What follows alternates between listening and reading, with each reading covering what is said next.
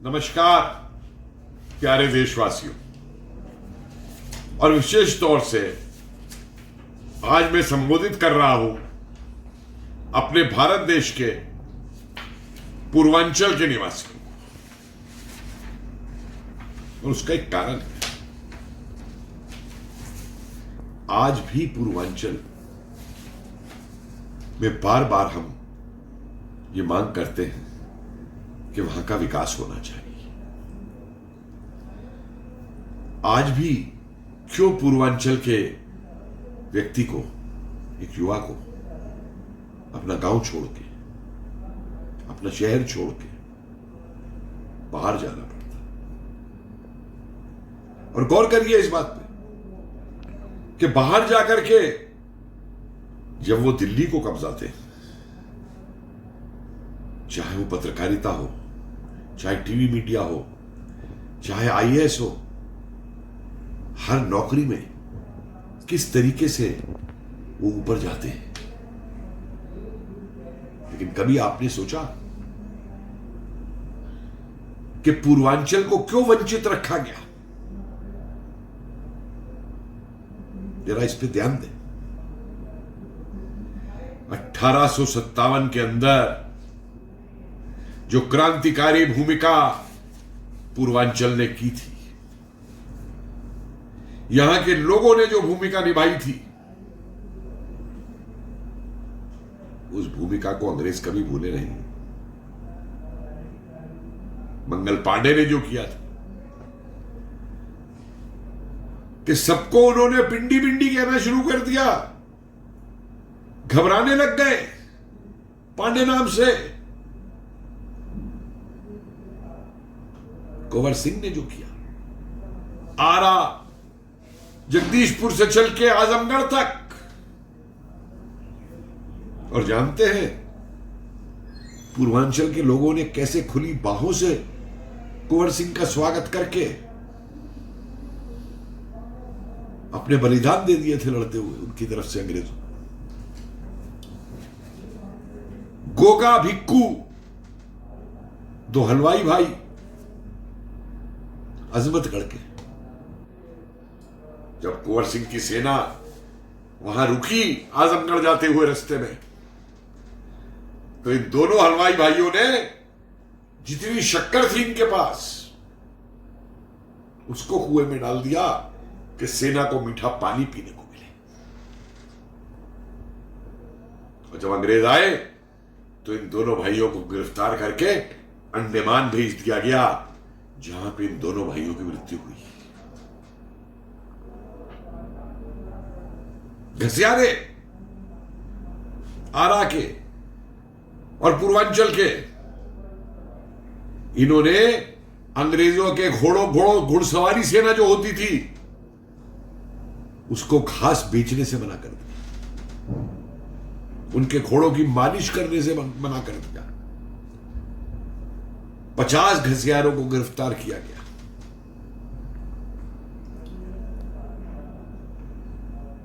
न जाने और कितने नाम, माधो सिंह, पृथ्वी सिंह। अगर नाम गिनाने शुरू करूं उन वीरों के 1857 के, तो कोई अंत नहीं।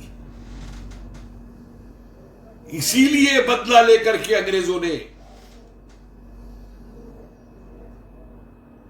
इस क्षेत्र को अविकसित ही नहीं रखा, बल्कि यहां के लोगों को गिरमिटिया मजदूर बनने पे मजबूर किया। तमाम गिरमिटिया मजदूर यहां से भेजे गए। 1857 के बाद ना जाने कितने लोगों को, जिन्होंने उसमें हिस्सा लिया था, उनको जबरदस्ती जहाजों पे लाद लाद के गिरमिटिया मजदूर बना करके दूर दूर तक भेजा गया, परिवारों से अलग कर दिया गया, और इस क्षेत्र का वो हाल कर दिया कि ना यहां खेती पनपे, ना यहां उद्योग पनपे, और लोग जाके सिर्फ गिरमिटिया मजदूर का काम करे। ये है राज। पूर्वांचल के विकास ना होने का। और उसके बाद 47 के बाद क्या हुआ, कितना ध्यान दिया गया इस क्षेत्र के ऊपर, ये आप ही जानते हैं, मुझे बताने की जरूरत नहीं है। और जो सन 47 से लेके 2013 तक पूर्वांचल में हुआ, ये जो कांग्रेस वाले कहते हैं ना हमने बहुत विकास किया, जरा उसकी तुलना 2014 से और आज 2024 के बीच जो विकास पूर्वांचल में हुआ उससे करके देख लें, जवाब आपको मिल जाएगा। जरा वाराणसी को मिलाइए, उस शहर को जो 5000 साल की जीती जागती सभ्यता है आज हमारी, उसकी तुलनात्मक उसका अध्ययन करिए जरा विकास का रायबरेली के साथ में। फिरोज गांधी रहा रायबरेली से, इंदिरा गांधी रही सांसद रायबरेली से, सोनिया गांधी रही संसद रायबरेली से। और मैंने कहा रायबरेली वालों से कि ये पुश्तैनी जो नेता तुमने चुने एक परिवार के, उनके समय में रायबरेली का क्या विकास हुआ उसकी तुलना जाके करो वाराणसी से, जो पिछले 10 साल में मोदी ने आपको वाराणसी के अंदर करके दिया। मत भूलिए, ये वो पूर्वांचल का क्षेत्र है जिसने आजाद हिंद फौज के नाजिर हुसैन जैसे व्यक्ति दिए, बाद में जो भोजपुरी सिनेमा जिन्होंने जाके बनाया बंबई के अंदर। मत भूलिए, ये वो पूर्वांचल है जहां से हवलदार अब्दुल हामिद निकला, जिसने देश के लिए जान दी और जिसको परमवीर चक्र मिला। ये वो पूर्वांचल है जहां से ब्रिगेडियर उस्मानी निकला, जिसने कश्मीर में पाकिस्तानियों से लड़ते हुए अपनी जान दी। और मुझे हैरानी होती है कि आज उस पूर्वांचल से कोई राही मासूम रजा जैसा नहीं निकल रहा। और राजनीति में किसको लाया जाता है? मुख्तार अली जैसे अपराधियों को वर्चस्व हो गया पूर्वांचल के ऊपर। अरे जिस पूर्वांचल ने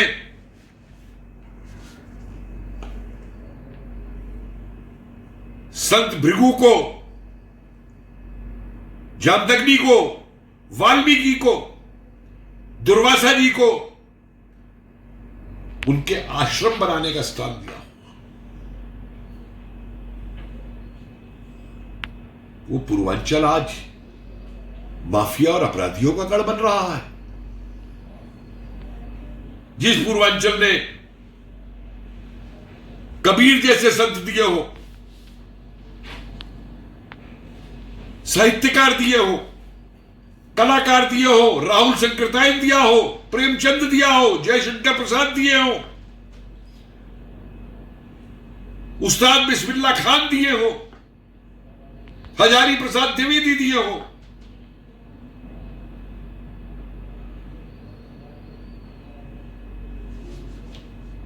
उस पूर्वांचल में ये राजनीतिक बेरोजगार जाके बताएंगे पूर्वांचल के लोगों को कि तुम्हें वोट किस लिए डालनी है। ये लड़की जाके बताएगी, इन्होंने कभी कहीं नौकरी की है सिवाय नकली गांधी परिवार का नाम अपने साथ लगा करके उस परिवार का खाने की, उस नाम का खाने की, जो कभी स्कूल नहीं गई, कॉलेज नहीं गई, घर पे बैठ बैठ करके जिसने वो कर ली एक डिग्री एमए बुद्ध स्टडीज या क्या, वो बताएगी आपको कि विकास क्या होता है, वो आपकी गरीबी दूर करेगी। जिसपे खुद करोड़ों रुपए अरबों रुपए है। जरा इस वाड्रा परिवार का पूछ तो लीजिए कितना रुपया है तुम पे। बच्चों के नाम कितनी जायदादें हैं। ये गरीबी दूर करेगी, ये रोजगार देगी। ये लोग सिर्फ पारिवारिक गुलाम बनाना जानते हैं। इनका सारा रोना धोना अपनी राजनीतिक बेरोजगारी को खत्म करने के लिए। अरे कभी इन्होंने कहीं मैनेजर या चपरासी से लेकर के भी कहीं नौकरी की है? नहीं। ये वो पूर्वांचल है जिसने देवरिया से भैयानाथ तिवारी जैसों को जन्म दिया, जिन्होंने आजाद हिंद फौज के लिए बैंकॉक जैसी जगह में चौबारी में 20 एकड़ की जमीन दे दी थी उसका हेडक्वार्टर बनाने के लिए। जिसका बेटा शीतल तिवारी आजाद हिंद फौज में गया, जिसकी बेटी पार्वती तिवारी रानी झांसी रेजिमेंट में गई, और जिसके दोनों छोटे बच्चे गांधी तिवारी और पोहारी तिवारी आजाद हिंद फौज की बाल सेना में गए।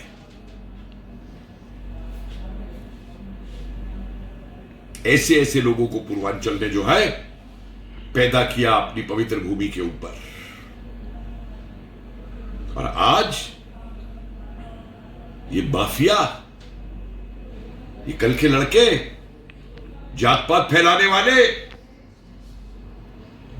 जरा मुझे बताए, जयप्रकाश नारायण, चित्तू पांडे, योगेंद्र शुक्ला, ये क्रांतिकारी कहां से आए? क्या नहीं किया इन्होंने देश के लिए?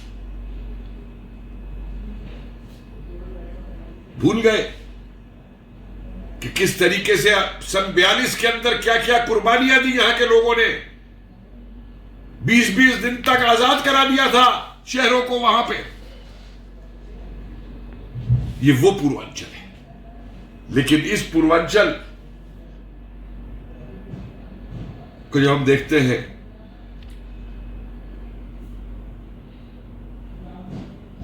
कि वो इलाका जहां आजमगढ़ में स्वामी सहजानंद पैदा हुए थे,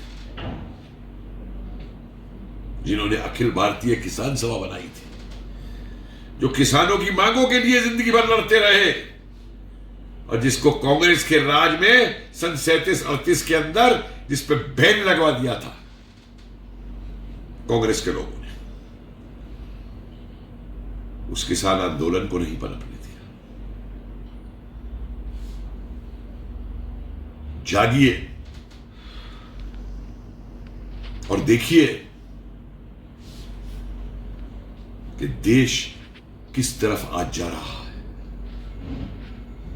जिस तरफ हमारा देश आज बढ़ रहा है, उस तेजी को आज हमें इनके झूठे वायदों और जात पात में डल करके या संप्रदायों में बट करके उसको ब्रेक लगानी है, या इन सब झकोलियाबाजियों को तोड़ करके हमें देश को चौथे ही नहीं 5वें गियर में चला करके आगे ले जाना है। ये आपके सोचने की बात है युवाओं, और आपके बुजुर्ग आपको बता सकते हैं कि 10 साल में पूर्वांचल में क्या हुआ है और उससे पहले पूर्वांचल में क्या होता था।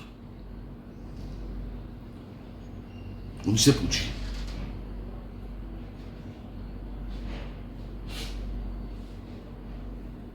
रोजगार आ रहे हैं, बने हैं और बन रहे हैं, और रोजगार तभी बनेंगे जब देश सशक्त होकर आगे चलेगा। उद्योग खुलेंगे रोजगार देने के लिए, ना कि जो उद्योगपति उद्योग खोल के लाखों लोगों को रोजगार दे रहे हैं उनको गाली निकालने से। देखा ना बंगाल का क्या हाल हुआ? सारे उद्योगपति भगा दिए थे बंगाल से कम्युनिस्टों ने। आज क्या हाल है बंगाल का? और ये राहुल गांधी, इस पे अदानी अंबानी के अलावा कोई जिक्र नहीं है और किसी बात का सबूत नहीं है। अरे सबसे ज्यादा तो अंबानियों को तुमने उठाया था, राहुल गांधी क्यों निकालते हो? और अंबानी तो तुम जैसों को नौकरी भी नहीं देगा क्योंकि तुम पे कोई क्वालिफिकेशन नहीं। हाँ जाओ, सूरज से पैसा लो, सैम पित्रोडा को अपना सलाहकार बनाओ, चीन के साथ जाके गुप्त संधि करो और भारत को तोड़ो। सारे अराजकतावादियों का साथ दो। कश्मीर के यासीन मलिक को किसने सिर पे उठा के रखा था? इन लोगों ने रखा था। पृथकतावादियों से बात करने कौन जाते थे? ये जाते थे। और आज भी इनका मणिशंकर अय्यर पाकिस्तान का धमकाता है हमको। अरे पूर्वांचल वासियों, इन्हें ये बता दो कि 57 के अंदर पूर्वांचल के ही निवासी थे जिन्होंने ईस्ट इंडिया कंपनी की सेना में बगावत करके उन अंग्रेजों के छक्के छोड़ा दिए थे। और आज भी जो देश पे उंगली उठाएगा वो उसको छोड़ेंगे नहीं। एक अंतिम बात मैं आपसे और कहना चाहता हूं और इस पर गौर करें। आज इस देश में मेरा संविधान, उस संविधान ने जो मुझे अधिकार दिए हैं, वो सुरक्षित कैसे है? वो सुरक्षित इन 50 लोगों के दिल्ली के एक विश्वविद्यालय में टुकड़े टुकड़े होंगे भारत के नारे लगाने से नहीं है। वो सुरक्षित इसलिए नहीं है कि ये चिल्लाते फिरते हैं कि अफजल हम शर्मिंदा हैं, तेरे कातिल जिंदा हैं। ये तो चिल्ला भी इसलिए नहीं है कि इनको स्वतंत्रता मिली हुई है भारत में, जबकि ये कहते हैं भारत में संविधान चला जाएगा, डिक्टेटरशिप आ जाएगी। अरे संविधान तो ये बदलते हैं, इमरजेंसी में इन्होंने क्या नहीं किया था। अब भी जो ये कह रहे हैं कि आर्थिक को सर्वे कराएंगे, फिर कानून बनाएंगे, जातिगत के हिसाब से रिसोर्सेज देंगे, वो क्या बिना संविधान बदले हो जाएगा? दोस्तों, आज हम सुरक्षित इसलिए हैं, हमारा संविधान सुरक्षित इसलिए है, हमारी स्वतंत्रता सुरक्षित इसलिए है कि हमारे देश का जवान 24 घंटे अपने परिवार को छोड़ के, अपने बच्चों को छोड़ के, अपने बूढ़े माता पिता को छोड़ के, अपनी पत्नी को छोड़ के सियाचिन के बर्फीले पहाड़ों में, रन ऑफ कच्छ में, नागालैंड और मणिपुर के जंगलों में 24 घंटे हमारा प्रहरी बन के खड़ा रहता है।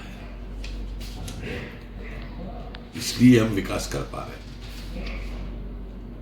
बिना सुरक्षा के कोई विकास नहीं हो सकता। बहुत पैसा था भारत पे, बहुत सोना था, सुरक्षा नहीं थी, तो हम गुलाम बनते चले गए। आज जब भारत एक सर्वांगीण विकास के साथ आगे बढ़ रहा है, कि आर्थिक विकास भी हो रहा है, सुरक्षा के क्षेत्र में भी भारत खड़ा हो गया है, अंतरराष्ट्रीय क्षेत्र में सम्मान के साथ मौजूद है, इस सम्मान को टूटने मत दो। क्योंकि ये सम्मान केवल एक व्यक्ति का सम्मान नहीं है, किसी एक राजनीतिक दल का सम्मान नहीं है, ये सम्मान पूरे भारत का है, ये सम्मान आपका है। और इस सम्मान को तोड़ने वाले क्या करते हैं? कैम्ब्रिज में, इंग्लैंड में जाके भाषण देते हैं कि चीन अपने पड़ोसियों का ध्यान रखता है, सोरोस से पैसा लाते हैं, सोरोस के एजेंट इनकी यात्राओं में आते हैं, इनकी मीटिंग में आते हैं। एक दिल्ली में बैठा है, वो खालिस्तानियों से पैसा लेता है।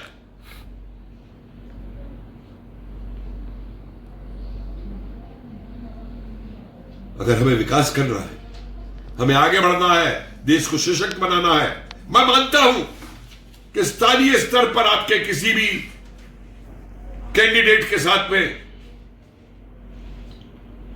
परेशानियां हो सकती है, लेकिन एक बात याद रखना, हमारी व्यक्तिगत परेशानियों से ऊपर हमारा देश है। और अगर देश ही नहीं रहेगा, देश खतरे में पड़ेगा, तो हमारा क्या अस्तित्व रह जाएगा। और मैं जानता हूं कि आज भारत का युवा दोबारा गुलाम बनने को तैयार नहीं है। आज भारत का युवा चरखा नहीं, सुदर्शन चक्र चाहता है। आज भारत का युवा एक ऐसा भारत चाहता है जो किसी का इंतजार ना करे कि कौन हमें मारेगा तब हम मारेंगे उसको, बल्कि इतना सशक्त भारत हो कि कोई हमारी तरफ आंख और हाथ उठाने की कोशिश ना करे। इतना सशक्त भारत हो कि अगर कोई हाथ हमारी तरफ उठता है तो हाथ उठने से पहले ही काट के फेंक दिया जाए। मैं आशा करता हूं कि जो बातें मैंने आपसे कही आप उन पर ध्यान देंगे और इस अंतिम चरण के अंदर अपने पूर्वांचल की, अपने बिहार की, जो वहां के लोगों का सम्मान है, जो वहां की इज्जत है देश के, और जो नाम मैंने आपको गिनाए, कितने बड़े बड़े राष्ट्रवादी, सैनिक, संगीतकार, लेखक जो पूर्वांचल ने दिए, एक बार उन्हें याद कर ले और उनको याद करते हुए भारत के निर्माण में, भारत के विकास में, भारत की सुरक्षा में अपना योगदान देते हुए सोच करके उस बटन को दबाए जो बटन राष्ट्रवाद का प्रतीक है, ना कि वो बटन जो चीन से गुप्त संधियां करके आया हुआ है। धन्यवाद, नमस्कार, जय हिंद।